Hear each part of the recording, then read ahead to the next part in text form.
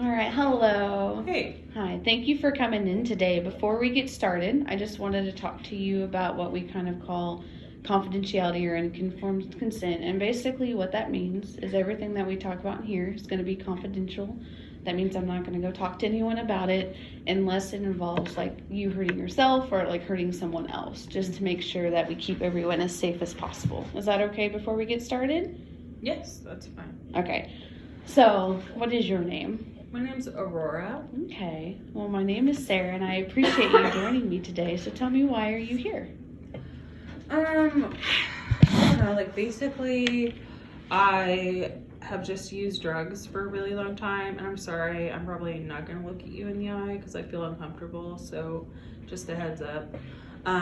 But I've used drugs for a really long time, and I'm just like really tired, and my boyfriend and I are homeless, and I don't know, I'm just really tired of using drugs and living on the street. Okay. Is there anything that I can do to make you feel more comfortable while we're talking?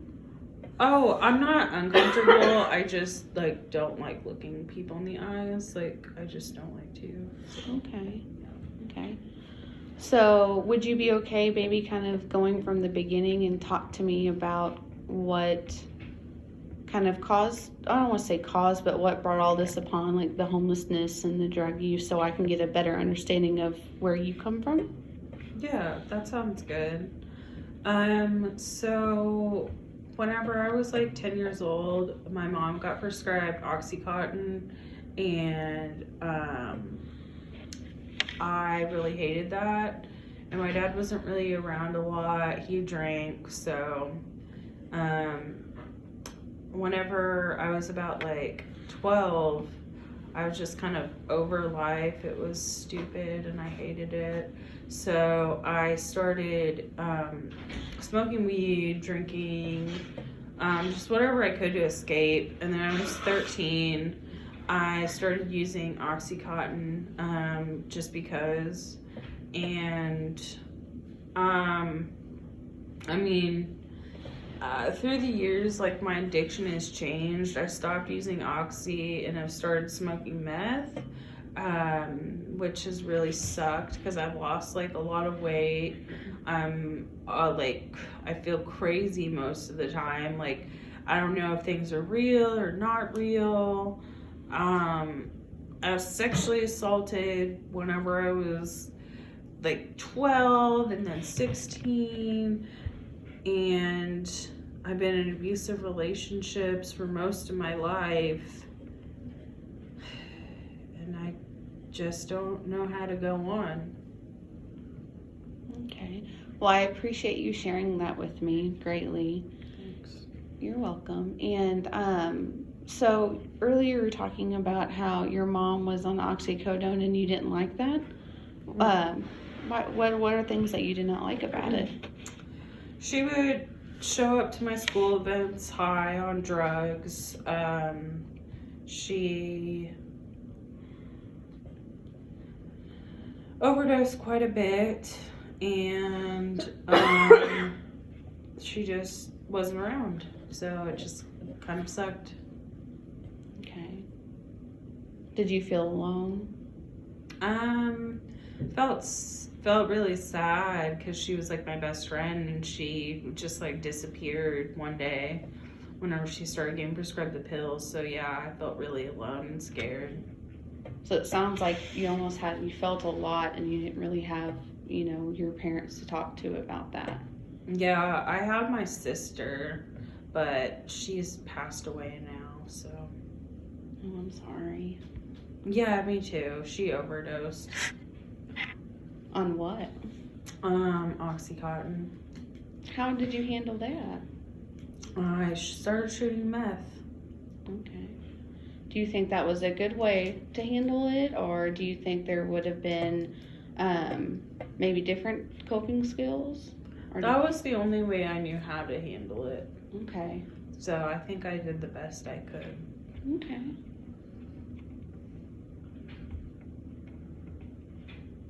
What if,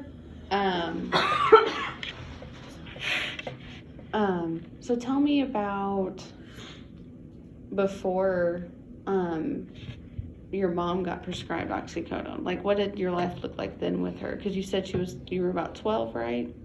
Yeah, I was 10. But to be 10, sorry. honest, it's kind of weird because I actually really don't remember. Like, people tell me what my childhood was like, but I really can't remember past 10. Like, all I remember is the bad stuff. Okay. And what did people say your childhood was like? They said it was normal. They said that my mom and I went everywhere together, that she was a homeroom mom, that she was like a superhero, and that I had a really good childhood. But I don't know, maybe something happened. I don't know why I can't remember. How does that make you feel, knowing that possibly it was different and you can't remember that? I mean, all around I just feel shitty, so I just feel like a shitty person. Do you find yourself blaming yourself a lot for all that? No. It's more so I just wish I could save everyone that's died. Tell me about that. I just felt like I should have been there when my sister died. Mm-hmm. I should have done something to save her, but I was shooting dope with my stupid boyfriend Charlie. So I don't know. Like, I guess I should have just been there instead of shooting dope with Charlie. He's a dick. Okay. So do you almost feel like you could have saved her if you would have known, or if you could have been there, and does that hurt a lot? And I just shouldn't have been using drugs, you know? It's my fault. And is that something that you've heard, or is it just something how you feel? I just feel that way. I just feel that if I would just stop using drugs, that my life would be so much better.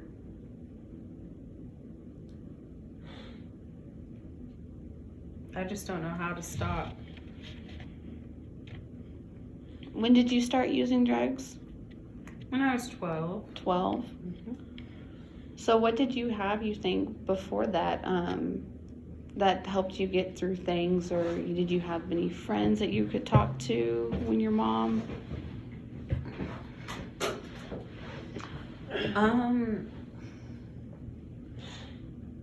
Did I have friends when I was younger? Yeah, like other things that you could do, or... Because I guess kind of what I'm looking for is just because before...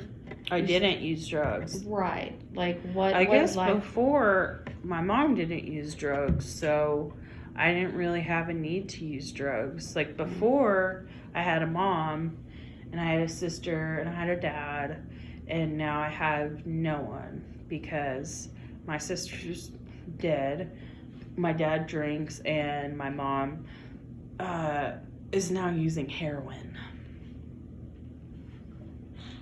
Okay.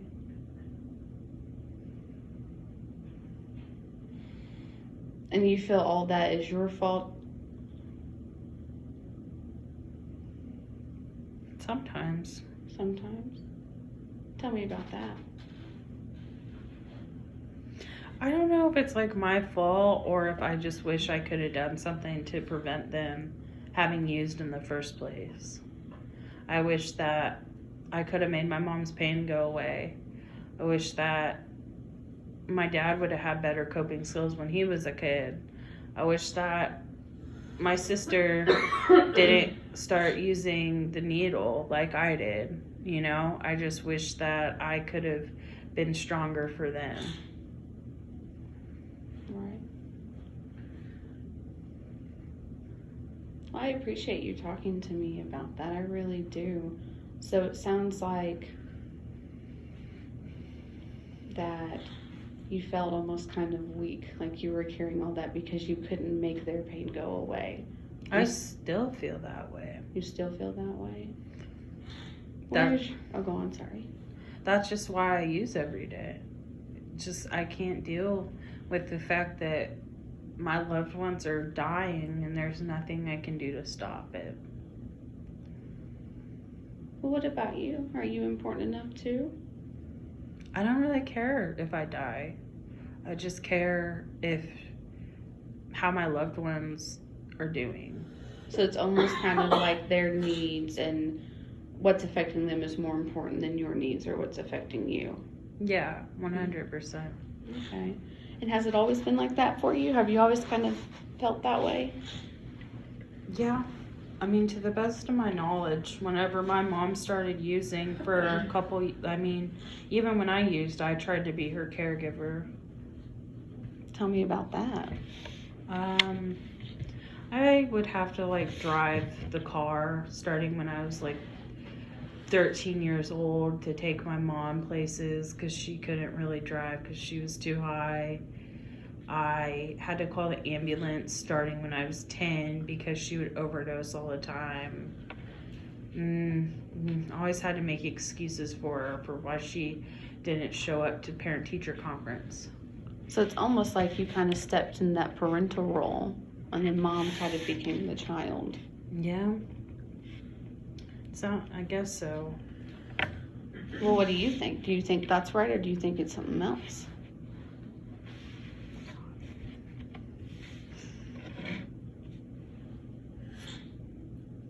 I don't know. Okay. Because it sounds like the things that you had to do for your mom would be something typically that a parent or a caregiver would do. I guess so. I just thought that's what I had to always do. That I just needed to be strong for her. That wasn't normal for you. Yeah. Right. And do you think that helped you growing up? I think it's the only way I could survive. And when you say that, do you mean like what was going on with your family in those moments? Yeah. Yeah. In my childhood, or I guess like my youth just kind of sucked, you know? Yeah. I just was always trying to protect my mom, my dad, and my sister, but it didn't work out so well. And that's because of like your sister's death and then what's going on with your mom and your dad. I don't know, even know what's going on with my dad at this point. Like, I haven't talked to him in like a year. I don't even know if he's alive, honestly. What happened the last time you talked to him? He called me a junkie whore and kicked me out of his house. Oh, wow. How did that make you feel? I wanted to die. I wanted to shoot a fatal dose of like heroin or fentanyl or something and just die. What stopped you from doing that?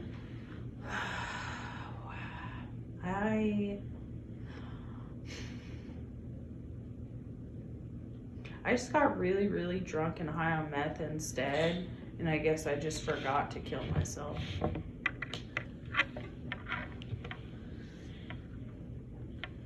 Okay.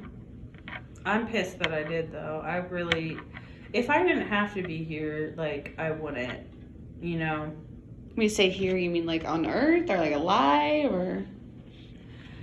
Yeah, I feel like if I didn't have my boyfriend, my new boyfriend's name is Brandon, and if he weren't around, then there would really be no point for me to be around. Tell me about that relationship. Brandon is like my everything. We live in a tent on 11th Street together. We live back in like a forest. It's pretty cool, actually, if you'd ever want to come see it. I don't know, that's probably not professional or whatever. But, so we live in a tent. We've been together for about 2 years. He was the first person who actually shot me up with meth. And I actually got hepatitis C from him because we share everything together. So, yeah, on top of living in a tent and being homeless and loving my boyfriend more than anything, I also have hepatitis C, and so does he. I don't even know what to do anymore. It sounds like you've been dealt some pretty intense cards your whole life. Yeah, I wonder what I did to deserve that. And why do you think that? I must have done something to have such a shitty life. Do you think it was you, or do you think it was something out of your control? It's definitely my fault. Tell me, what does that mean? I was just born bad. How so? Well, even though I can't remember my childhood, I must have done something bad to make my mom use drugs. I must have done something bad to make my dad drink and cheat on my mom. I must have done something bad for my sister to die. I mean, I must have done something. Did anything ever happen, or did anyone ever say that to you to make you feel that way? Besides what we kind of talked about? I don't know. I never really thought about it. My dad says I'm a junkie whore. So, my mom says... But it also sounds like your dad has some things going on in his life, too. Yeah, I think his drinking's got worse over time. What does that look like for him? Tell me more about that. Well, when I was little, he wasn't bad at all. I mean, he just drank. I mean, he could control it, I guess, is what I'm trying to say. Mm-hmm. But now, I mean, I think he's on his way to being homeless, honestly, because I don't really know how he gets money, but all he really does is drink and has girls over, and I don't know. How was your relationship with him growing up? I need to think about it. Give me a second, please. Okay.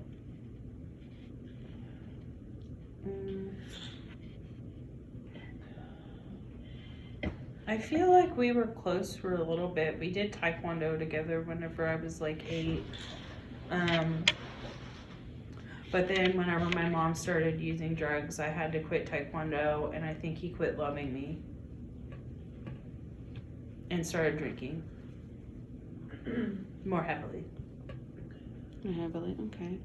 How did it make you feel when you guys did taekwondo? Really good. I felt like he really valued me and thought that I was special. But whenever I had to quit and he had to quit, I don't know. I don't think he thought I was that special anymore. Okay. Well, what about your mom starting to use drugs then? Do you think that happened, or that took away from some of that time that he wanted to give you? I guess so. I think he just got kind of angry that she was using drugs, so. And do you think maybe that was his way of coping with what was happening, is drinking more? Yeah, I think so. Okay.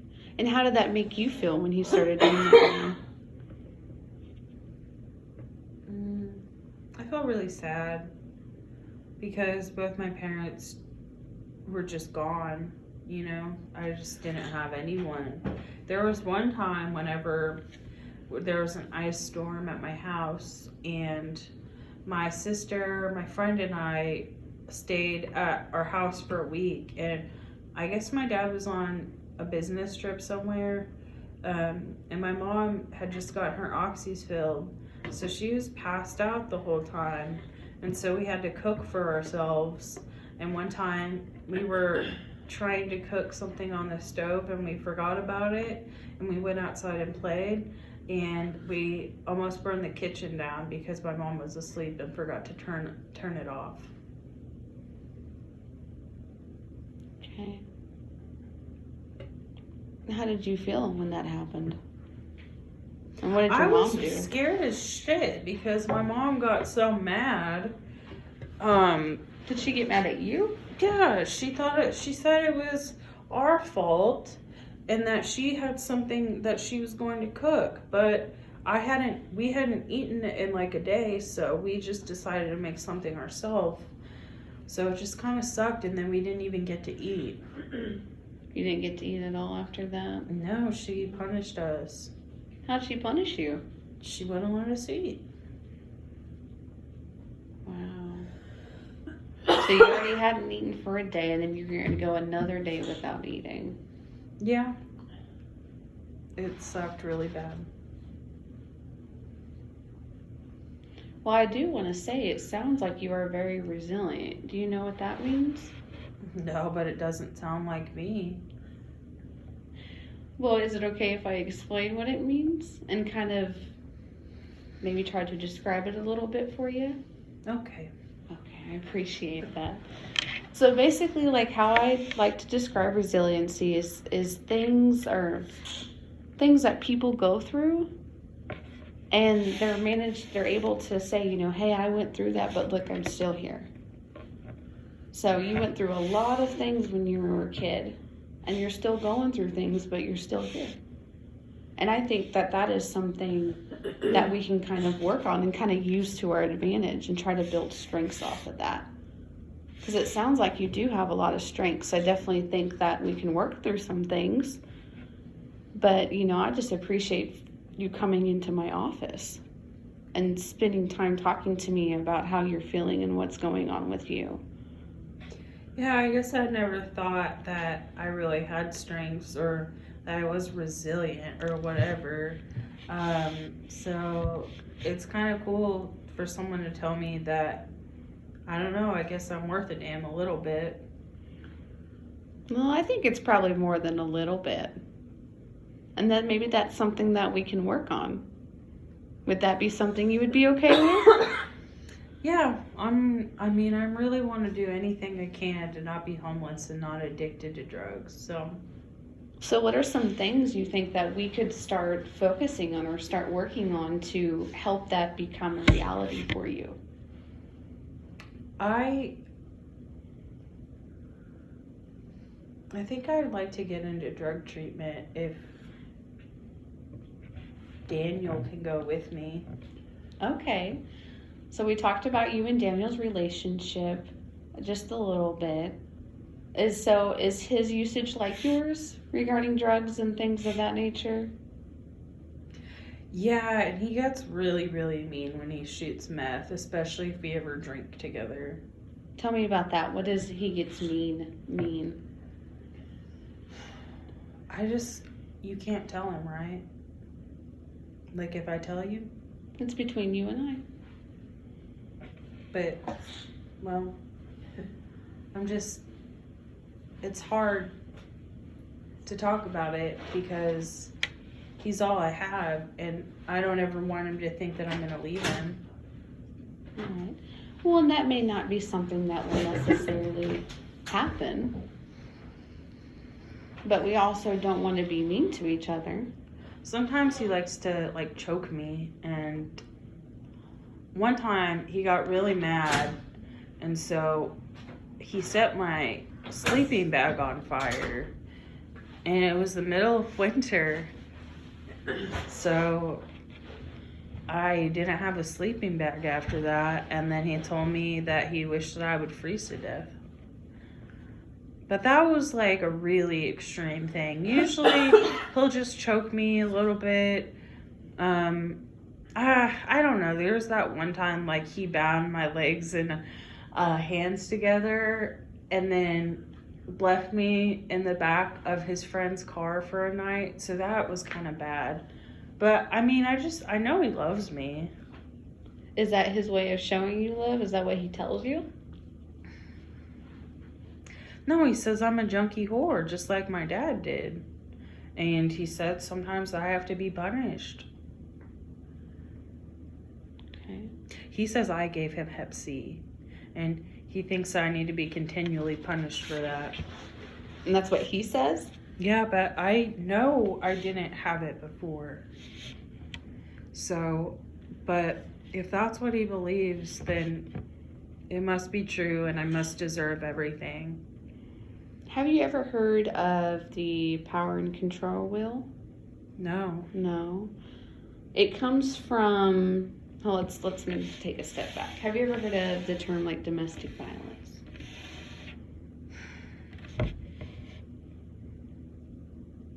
I have. Okay, tell me, what do you know about it?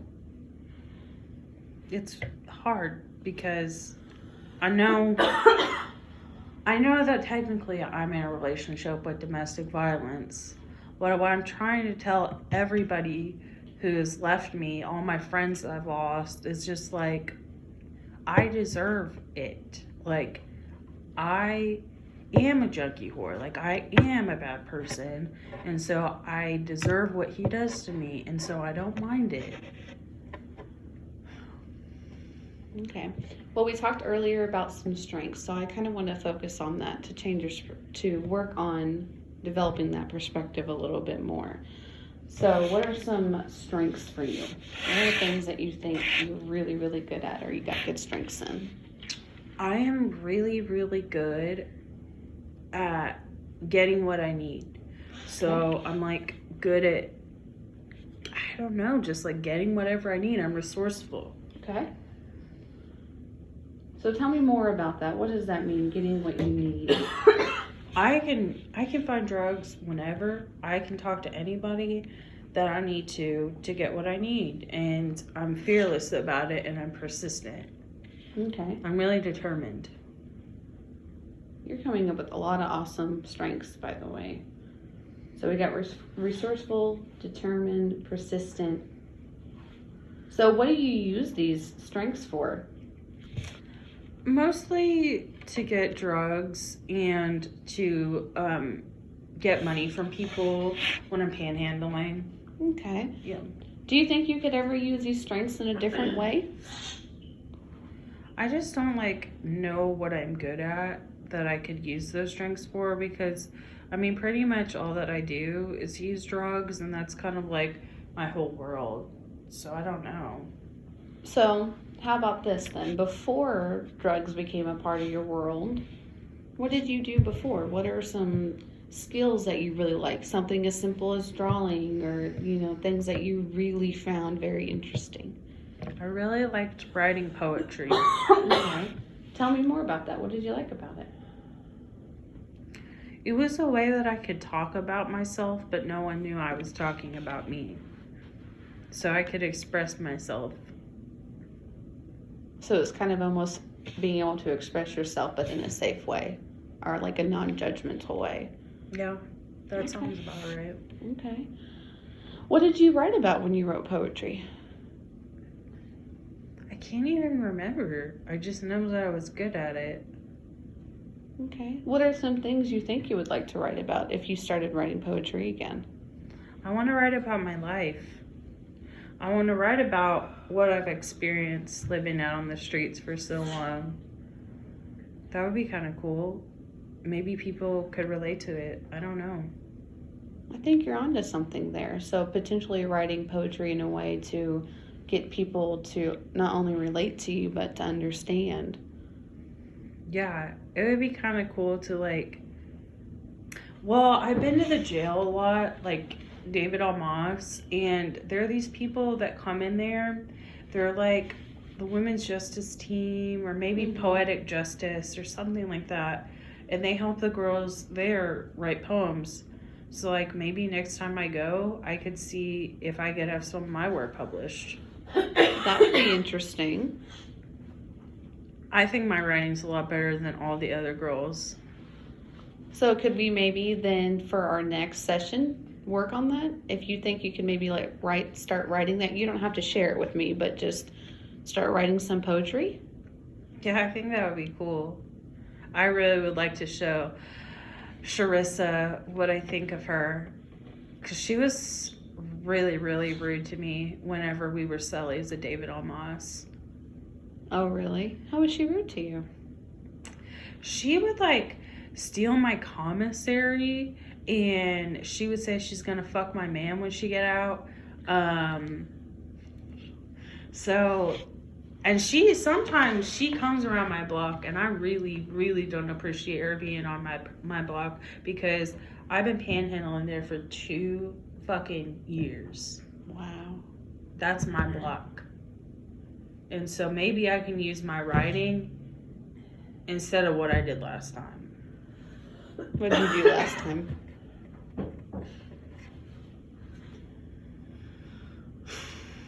Well, it happened a while ago, so I guess I can't get in trouble for it.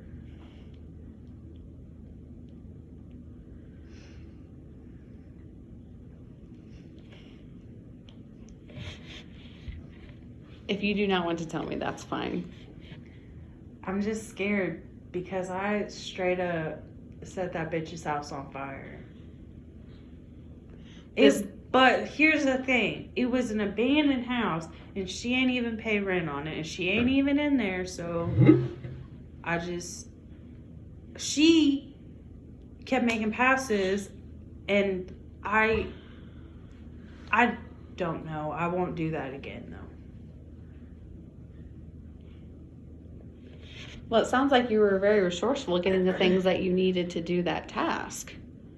So what if we try to use those types of skills and those strengths to focus on different tasks? We already got some writing poetry. Is there anything else that you did when you were a kid that you really enjoyed?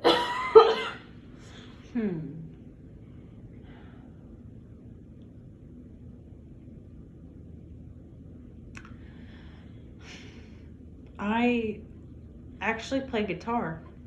Tell me about that. I love music.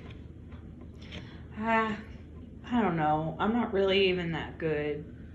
My dad taught me how to play when I was 8. It was well before my mom started using drugs. But yeah, I used to write songs and all of that. I just haven't in like 10 years, so. Do you think that would help you if we could try to get a guitar or something? Or it sounds like you're very musically inclined. You love to write poetry. You like to play the guitar. Yeah, I mean, it would be cool, but if I'm honest with you, I would probably pawn the guitar at this point. Just because, like, my mind, like, I'm just hyper-focused on staying high. Mm-hmm. I just don't know if I'm ready for it yet, you know? I can't sell my poems, but I can sell a guitar. Okay.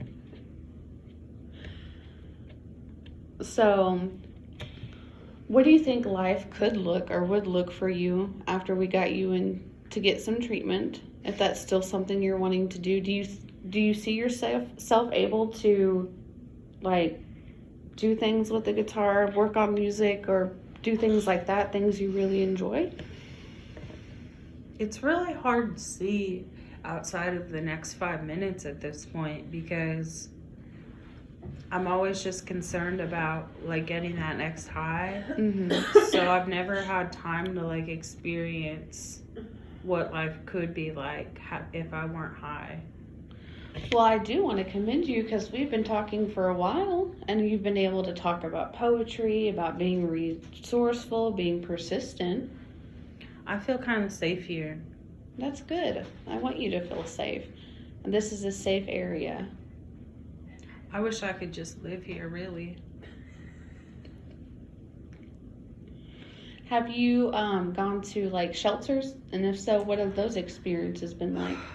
It sucks because we can't go to the shelter because my boyfriend, he has, okay, so this girl straight up lied on him, but he has a rape charge, so we can't go to the shelter.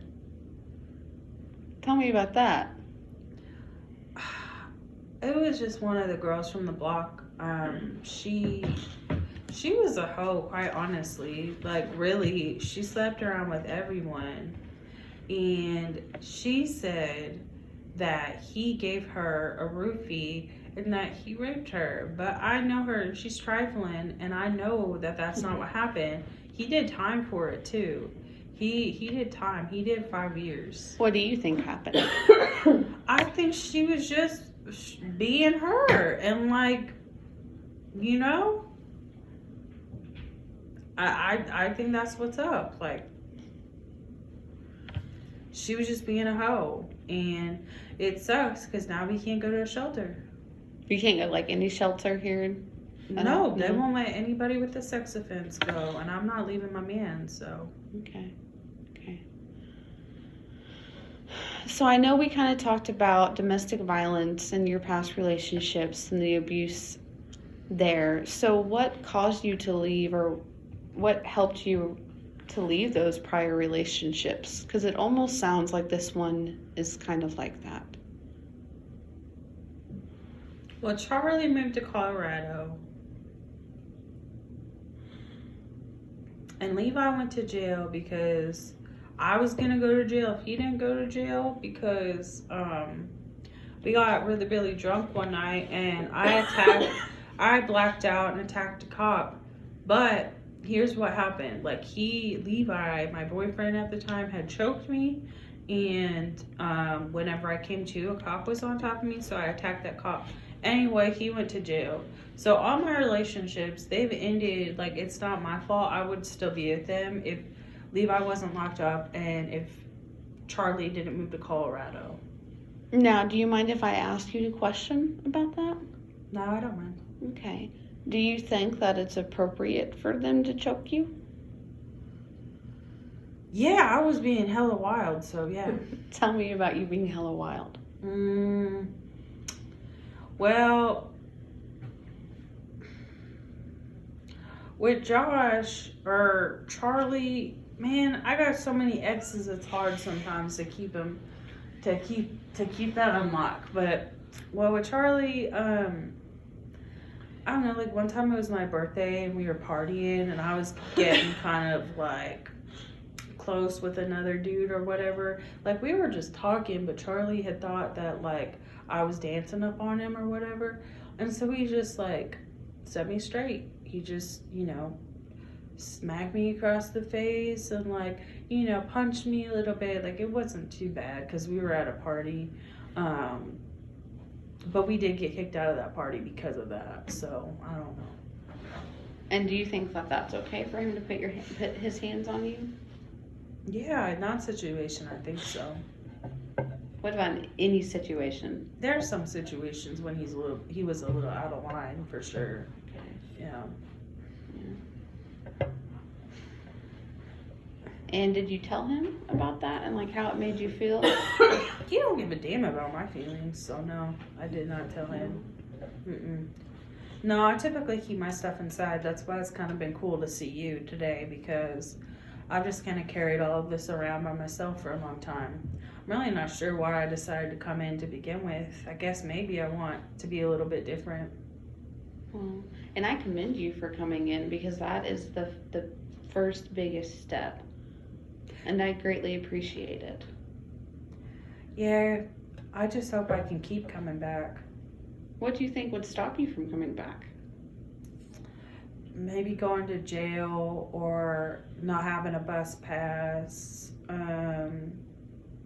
being too high, forgetting what day it is, having my phone turned off and not remembering where y'all are located, things like that. Okay.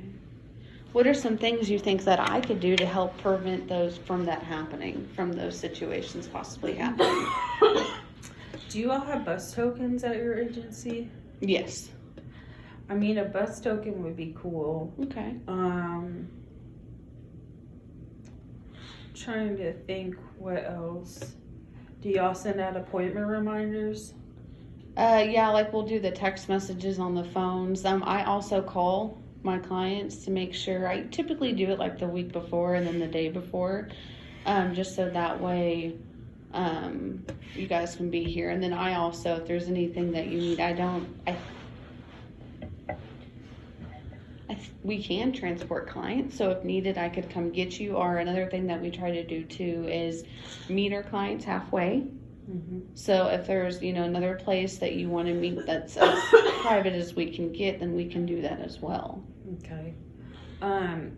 If I do go to jail, can I come see you after I get out? Of course, my door is always open. Okay.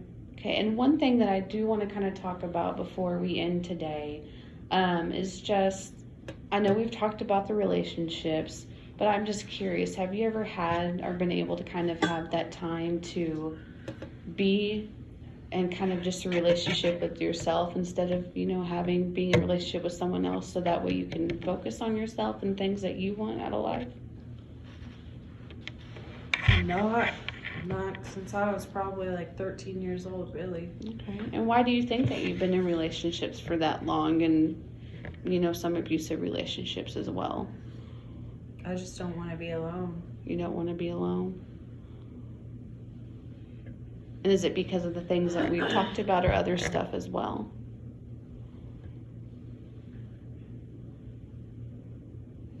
I just don't want to be alone. Okay. How do you feel when you're writing poetry? Do you feel alone?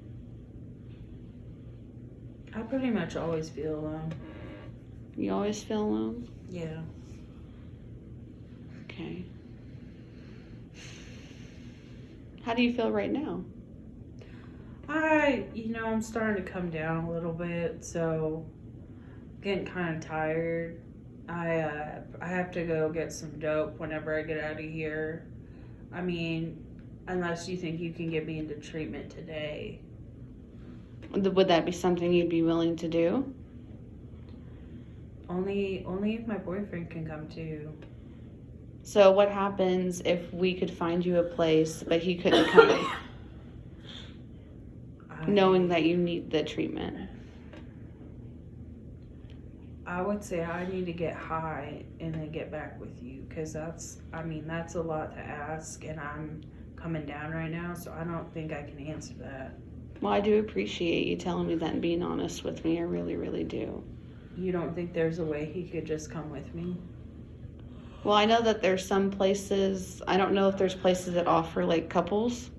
I know there's most of the places offer just like one person going in. Mm-hmm. But I have no problem calling, but I know there's a lot of stuff that we talked about. Mm-hmm. And so before we get done, I just kind of want to remind you that you can be resilient and you've got a lot of strengths. And that I would love for you to come back so that way we can keep working on them. And I would also love to see some, like I said, you don't have to share it with me, but just to know that maybe you're writing some poetry. I think I can do that. You think you could do that? Yes. Okay. And then just really quickly, if there's anything that you ever need, please don't hesitate to call me, okay? Okay. And I'll do whatever I can to help you. Okay. Okay. So, when do you think, or how would you feel about us meeting again? Would you be okay with that? Yeah, I would like that. Yeah? Yeah. Okay. And what do you think you'd like about it? Just to have someone to talk to. Okay. Do you feel that you have that with your boyfriend right now? Someone to talk to? No, I really just listen to him. I don't talk too much. It kind of irritates him, so. That you don't talk? No, when I do talk, he thinks I'm crazy, so. What does he say you're crazy about? He just, because I'm always accusing him of hooking up with other girls. So he just thinks I'm crazy, but I just think that he's hooking up with other people, so. Okay. And do you think those concerns is healthy in a relationship? Can you say that one more time? You're fine. Do you think the concerns, those incidents that happens, do you think that's healthy? A healthy part of the relationship? I just really couldn't tell you what healthy is at this point in my life. Okay. Alrighty. Well, then I will see you. And like I said, let's make that writing the poetry, because I think that's really going to help you. And don't forget your strengths, okay? Okay. All right. Thank you. Bless.